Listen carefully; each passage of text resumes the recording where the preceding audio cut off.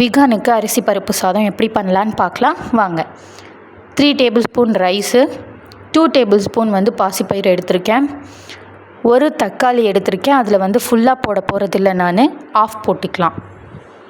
ஒரு பீட்ரூட் எடுத்திருக்கேன். இதில் 4 to 5 பீசஸ் வர மாதிரி கட் பண்ணி போட்டுக்கலாம். இப்போ பீட்ரூட்டில் இருக்கிற ஸ்கின்னை பீல் பண்ணிவிட்டு தக்காளியையும் பீட்ரூட்டையும் கட் பண்ணிட்டு வந்துடலாம். இதை கட் பண்ணிவிட்டு ஒரு குக்கரில் ஆட் பண்ணிக்கோங்க. இந்த எல்லாத்தையுமே 3 to 4 டைம்ஸ் வாஷ் பண்ணிக்கோங்க. அப்போ தான் டஸ்ட் எல்லாமே போயிடும். நீங்கள் தாராளமாக தண்ணி ஊற்றிக்கலாம். நான் ஒரு சொம்பு தண்ணி எடுத்திருக்கேன். ஏன்னா 4 to 5 விசில் விட போகிறோம் நம்ம.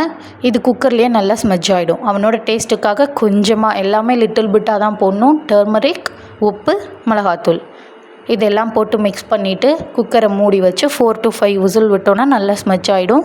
நான் மிக்சியில் போட மாட்டேன், அவனுக்கு கையில் ஸ்மெஜ் பண்ணி தான் கொடுப்பேன். டாட்டா, பாய்.